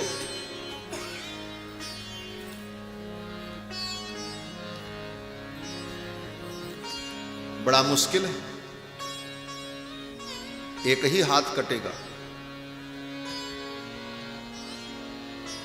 क्यों बोले दूसरा हाथ काटने के लिए पहला हाथ कट चुका होगा, दूसरा हाथ कौन काटे? तो अपने से तो अपने दोनों हाथ भी नहीं काटे जा सकते। राजा ने विचार किया कि मेरे दोनों हाथ किसी प्रकार कट जाएं, यही इसका प्रायश्चित।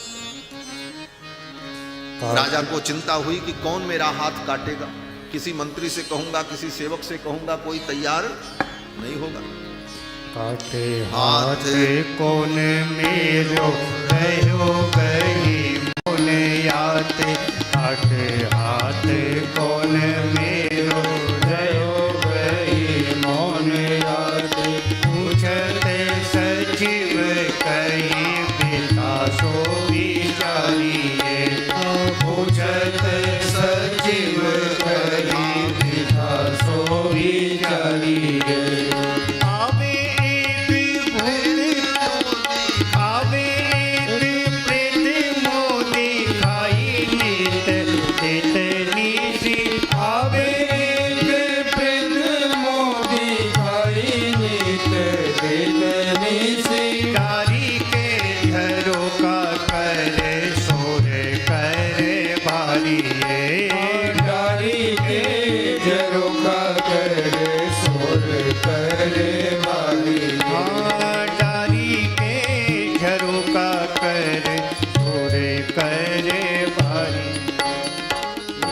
राजा ने विचार किया, अब मेरे हाथ को कौन काटे, काटे हाथ कौन मेरो। राजा बड़े उदास हुए, लोगों से बोलना बंद कर दिया। बहुत कोई कुछ पूछे तो कुछ बोल देते, चुपचाप अकेले बैठे रहते। एक दिन महाराज के मंत्री ने आकर के पूछा, महाराज पूछत सचिव कथा बिथा सो विचारी। सचिव ने पूछा मंत्री ने, महाराज आपकी चिंता का कारण क्या है? आप बड़े बदले बदले से लग रहे हैं, ना आप हंसते हैं, न बोलते हैं, न पहले जैसी कोई बातें करते। तो राजा ने अपने मंत्री से कहा, मंत्री वर्य मैं बहुत परेशान हूं। बोले क्या क्या परेशानी है आपकी? राजा ने कहा, रात्रि में मैं जब सोता हूं तो मेरे कक्ष में एक प्रेत आता है और वो प्रेत पूरा नहीं दिखाई पड़ता। खिड़की के बाहर से वो अपने दोनों हाथ मेरे कक्ष में डाल करके मुझे डराता है। केवल उसके हाथ दिखते हैं, वो नहीं दिखता, और उसके भय से मैं भयभीत हूं। यही मेरी चिंता का कारण है। आवे एक प्रेत मो दिखाई देत निश, आवे एक प्रेत मो दिखाई देत देत निसी, आवे एक प्रेत मो दिखाई देत निसी, डारी के झरोका करे सोर करे भालिए, डारी के झरोका करे सोर करे भालिए।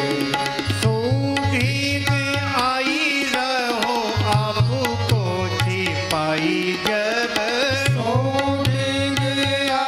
जब आपको छिपाई जब, चारे पानी आने तब ही तू डाली है, चारे पानी आने तब ही काटी डाली है, चारे पानी आने तब ही काटे डाली है।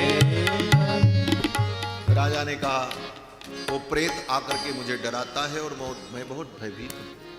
मंत्री ने कहा, महाराज ये कौन बड़ी सी बात, इस चिंता को मैं आज ही दूर कर दूंगा। राजा ने कहा, कैसे? मंत्री ने कहा, आप जिस बिस्तर पर सोते हो आज मुझे वहां सोना। आपके बिस्तर पर मैं सोऊंगा और जब रात में प्रेत आएगा तो मैं अपनी तलवार से उसके दोनों हाथों को काट लूंगा। राजा ने कहा, बहुत अच्छी बात है, मेरा दुख दूर हो जाएगा, मेरी चिंता दूर हो जाएगी। मंत्री जी ने राजा के कक्ष में अपना बिस्तर लगाया और उसी बिस्तर पर सोए। राजा से कहा, आप किसी अन्य कक्ष में आज सो जाएं, आज मैं उस प्रेत के हाथ को काट लूंगा, सदा के लिए आपका भय दूर होगा। राजा आए बाहर और अर्धरात्रि में राजा स्वयं जाकर के खिड़की के माध्यम से अपने हाथ को डालकर प्रेत होने का अभिनय किया। मंत्री तो जग रहे थे कि वो प्रेत आएगा, मेरे महाराज को डराता है, उसका हाथ काटना। ज्यों ही राजा ने अपने दोनों हाथ को डाल करके ऐसे ऐसे किया, मंत्री ने अपनी तलवार चलाई और दोनों हाथ कट करके गिर गए। स्वयं महाराज ने अपने हाथों को इस रीति से कटा दिया जिन हाथों से भगवान के प्रसाद का अपमान, और वहीं मूर्छित होकर के गिर पड़े। जय जगदीश, जय जगन्नाथ ऐसे शब्द का उच्चारण करने लगे। महाराज के शब्दों को सुनकर मंत्री दौड़ करके गए देखने के लिए। देखा, अरे ये तो महाराज। मंत्री को बड़ी पीड़ा हुई। मंत्री ने कहा, महाराज आपने क्या लीला की, आपने मुझसे ये अपराध करवाया, आप तो कह रहे थे कोई प्रेत आता है। महाराज ने कहा, जो भगवान से विमुख हो जाए, जो भगवान के प्रसाद का अपमान करे, वही तो प्रेत है। ये मेरे हाथ ही वो प्रेत हैं जिन्होंने भगवान के प्रसाद का तिरस्कार किया। कही नृप भले चौकी,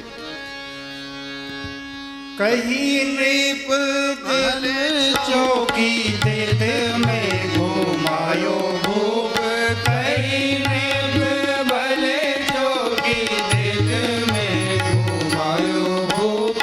डायो उठे आई चौकियो बालिए, डायो उठी आई छेद नारो कियो बारी। उठी आई छेद न्यारो कियो बालिए। डायो उठी आई छेद नारो कियो बारी। मंत्री को बड़ी लज्जा आई। मंत्री लज्जित हो गए, बोले मेरे द्वारा ये बहुत बड़ा अपराध हुआ। राजा ने कहा, कही प्रेत मानो यही हरिसों बिगारी।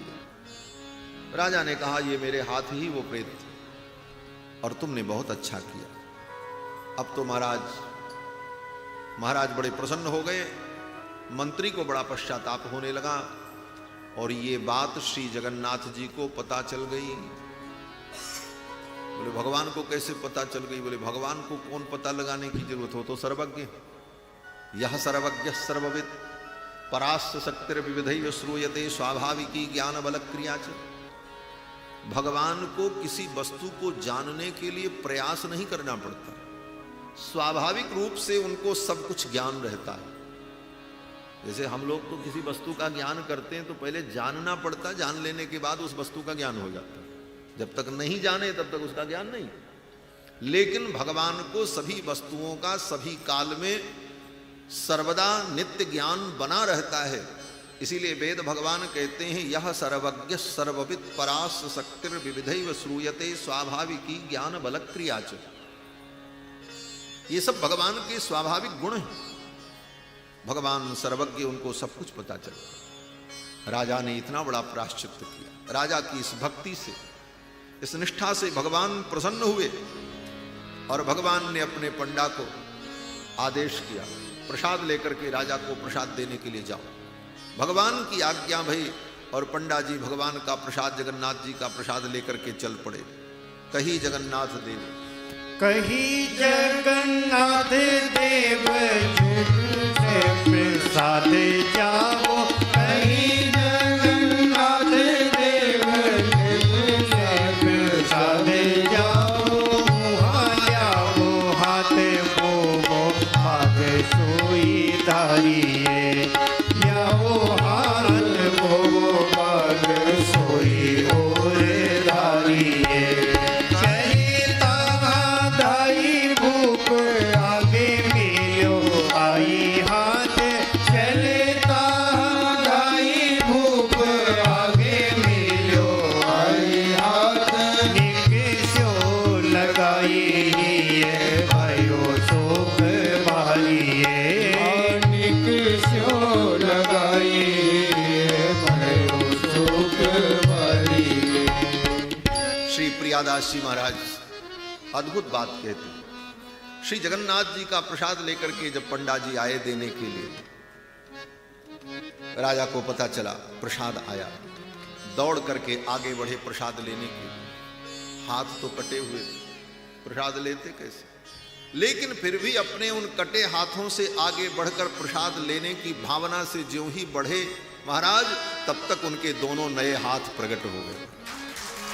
प्रसाद के सम्मान में बढ़ पड़े तो भगवान की ऐसी कृपा भई कि उनके दोनों हाथ प्रकट हो गए।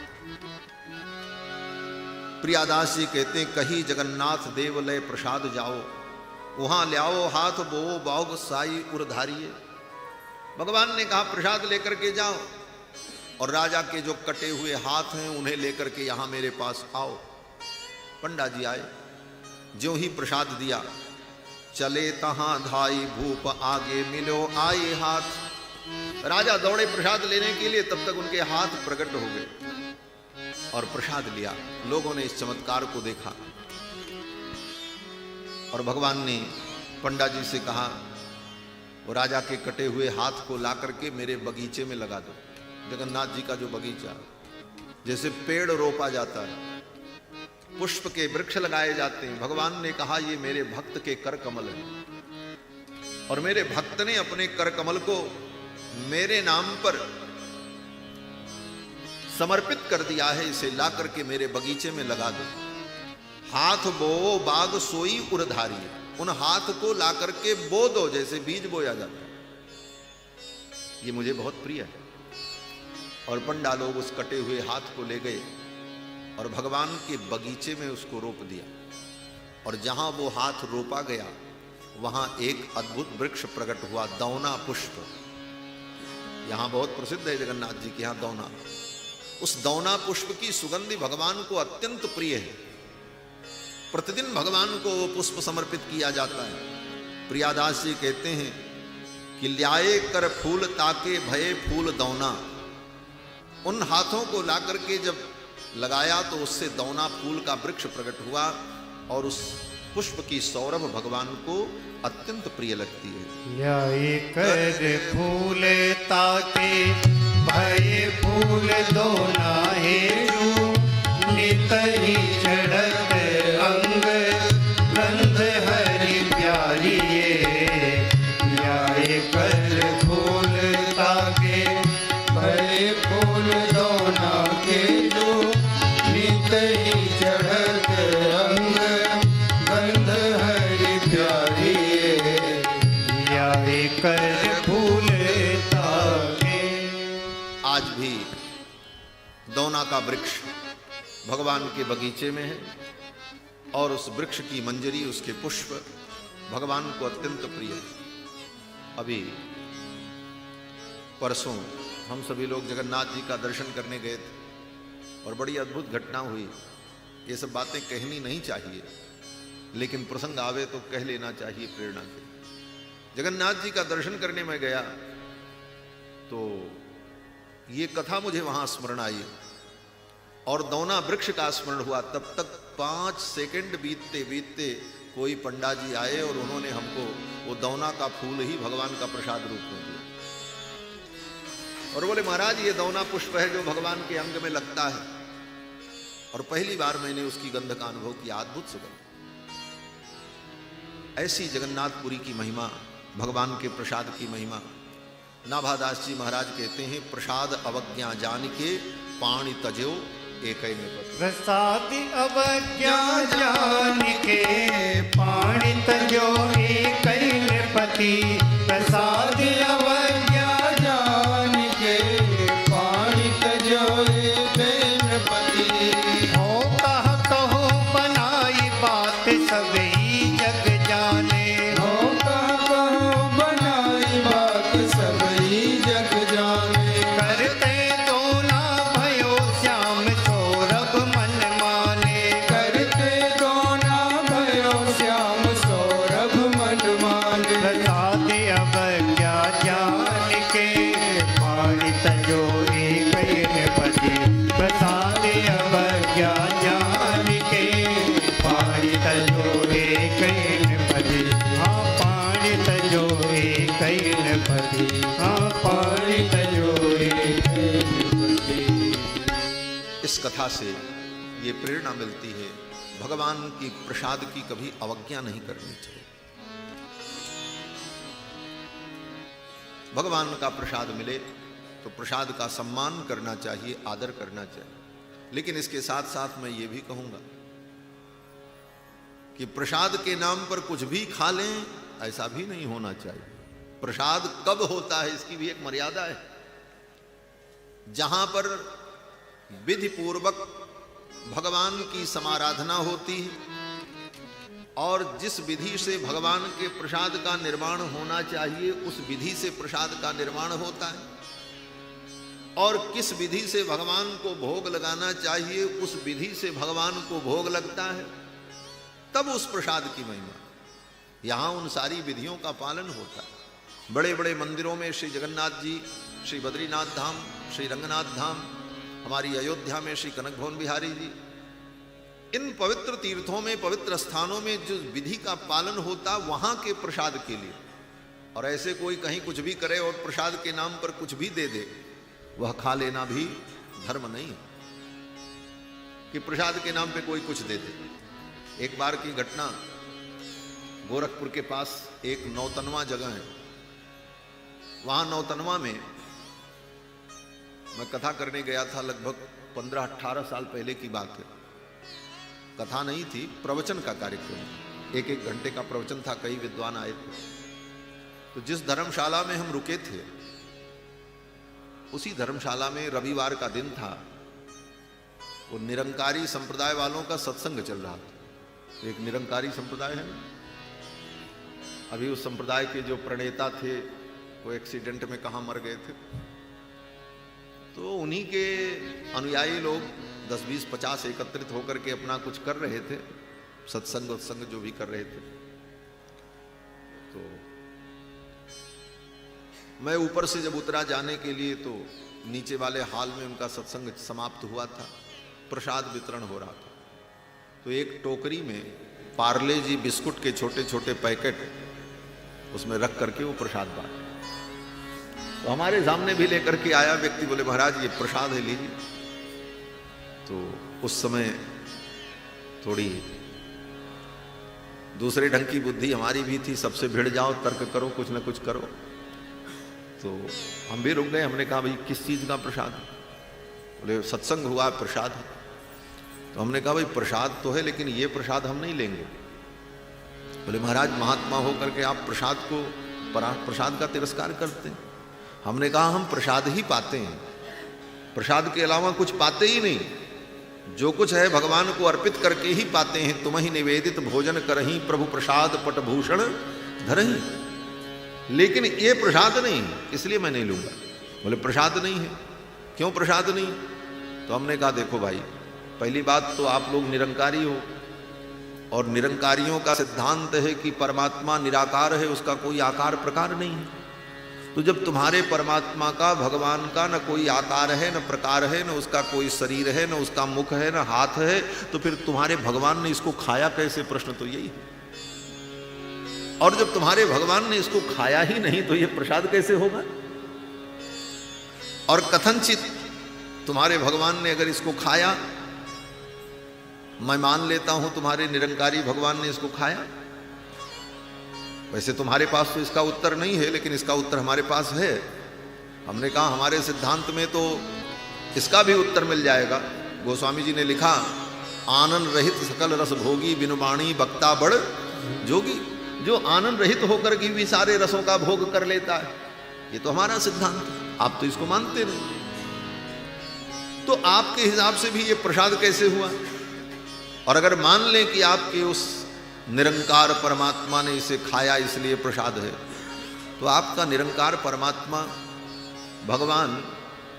भगवान किस चीज का भोग लगाते हैं? भगवान चाउमीन और बर्गर और बिस्कुट नहीं खाते, भगवान पवित्र पदार्थ का भोग लगाते हैं। पवित्रता से जो निर्माण हो वो भगवान स्वीकार करते हैं, क्योंकि भगवान पवित्र को भी पवित्र करने वाले हैं। पवित्राणाम पवित्रम यो मंगलानाम च मंगलम दैवतम देवतानाम च भूतानाम यो व्ययः पिता।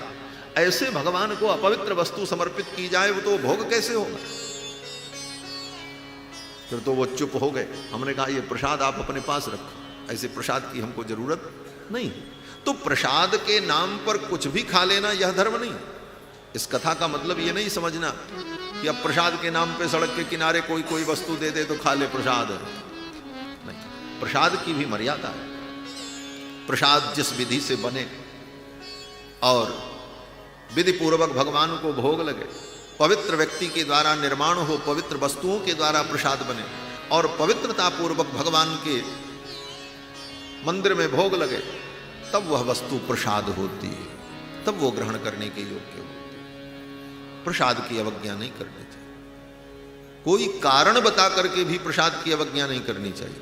ऐसे प्रसाद की बोले आज हमारी तबीयत ठीक नहीं है, हमारा खाने का मन नहीं है, पेट में दर्द है, बोले ये सब बहाना नहीं। भगवान का प्रसाद ऐसा पवित्र प्रसाद मिले तो चाहे थोड़ा ही लो लेकिन उसे ले लो। एक प्रसाद की निष्ठा का उदाहरण आपको मैं बताऊं। हमारे पूज्य गुरुदेव भगवान श्री ब्रह्मचारी जी महाराज अब तो वैकुंठवासी हो गए। उनके जीवन की एक घटना, जब वो अपने ब्रह्मचर्य व्रत में विद्यार्थी जीवन में थे, श्री कनक भवन बिहारी जी का दर्शन करने गए अयोध्या में। और जब मंदिर में दर्शन करने गए तो पुजारी जी ने उनके हाथ में ला करके प्रसाद के रूप में पान दे दिया। पान भगवान को भोग लगता है, भोजन भोग लगने के बाद पान भी भगवान को अर्पित किया जाता, तो पान का प्रसाद ला करके गुरु जी ने ले लिया। अब गुरु जी सोचने लगे ब्रह्मचारी को जो मेखला और दंड को धारण करके वेदाध्ययन कर रहा हो, ऐसे ब्रह्मचारी को तांबूल भक्षण नहीं करना चाहिए, धर्म नहीं है। और भगवान का प्रसाद है, प्रसाद का तिरस्कार नहीं करना चाहिए। ऐसा धर्म संकट जब उपस्थित हुआ तो गुरुजी ने उस तांबूल को लेकर, पान को लेकर अपने हाथ में ऐसे ऐसे ऐसे मलने लगे। मलते मलते मलते मलते वो पिस करके सब चूना कत्था और उसमें पड़ी हुई पदार्थ सब मिल करके वो सब रस बन गया पूरा। और फिर उसको लेकर के अपने मुख में पोत लिया, सिर में पोत लिया, पूरे शरीर में पोत करके उस प्रसाद को स्वीकार किया। तो धर्म की रक्षा करने के लिए, अपनी निष्ठा को सुरक्षित रखने के लिए इन युक्तियों का उपाय करना चाहिए। उसका तिरस्कार नहीं किया, आप तो उसे स्वीकार किया। श्री वल्लभाचार्य जी महाराज के विषय में भी वर्णन है कि श्री वल्लभाचार्य जी महाराज, प्रभुपाद श्री वल्लभाचार्य, श्री सूरदास जी के जो गुरु जी थे, श्री जगन्नाथपुरी आए भगवान का दर्शन करने। एकादशी का दिन था और एकादशी की निष्ठा उनकी बड़ी प्रबल। एकादशी की निष्ठा बड़ी प्रबल। मंदिर में जब गए दर्शन करने तो भगवान का प्रसाद, जगन्नाथ जी का भात उनके हाथ में प्रसाद में दे दिया। वल्लभाचार्य जी ने ले लिया। आचार्य हैं, आचार्य हमेशा मर्यादा की रक्षा करते हैं, क्योंकि आचार्य जो करेंगे दुनिया उसी का अनुकरण करेगी। यद्यद् आचरति श्रेष्ठः लोकस्तदनुवर्तते। आचार्य लोग जो करेंगे दुनिया उसी का अनुकरण करती है, इसलिए उनको बड़ी सावधानी से आचरण करना चाहिए। उनका कोई आचरण ऐसा न हो जो किसी के लिए बहाना बन जाए और उस बहाने वो अधर्म में प्रवृत्त हो जाए। तो वल्लभाचार्य जी ने सोचा भगवान के प्रसाद की बड़ी महिमा है और एकादशी की भी महिमा है। अगर हम प्रसाद पालेंगे यहाँ पर तो कहीं मेरे इस चरित्र को देखकर लोगों के मन में ये न हो कि श्री वल्लभाचार्य जी ने एकादशी के दिन अन्न ग्रहण कर लिया तो हम लोग भी ग्रहण करें, फिर हमारे शिष्य अनुयायी सब जगह जहाँ रहें वहाँ भी इसी तरह करने लग जाएंगे, फिर तो व्रत के नियम टूट जाएंगे, एकादशी की महिमा नष्ट हो जाए। तो उस प्रसाद को हाथ में लेकर मंदिर में ही खड़े हो गए और जगन्नाथ भगवान का दर्शन करते हुए प्रसाद को हाथ में लेकर, महाप्रसाद को हाथ में लिए हैं और अपने शिष्यों से कहने लगे, शिष्यों भगवान के प्रसाद की बड़ी अद्भुत महिमा है। प्रसाद के एक एक कण अमृत के समान होते हैं। प्रसाद कैसा भी हो उसका तिरस्कार नहीं करना चाहिए। करोड़ों करोड़ों यज्ञ करने का जो फल है वो फल भगवान के प्रसाद ग्रहण से प्राप्त हो जाता है।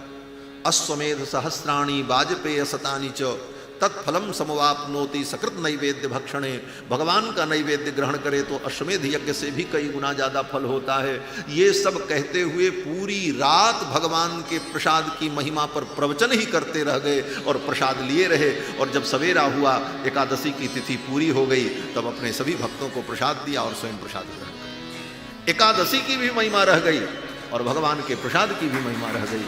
इस तरह से प्रभुपाद ने मर्यादा की रक्षा। तो आचार्यों ने इस प्रकार से मर्यादा बनाई है और उसी मर्यादा में रहकर हम भगवत भक्ति का अनुभव करते हैं। तो भगवान का प्रसाद खूब आप लोग पाओ।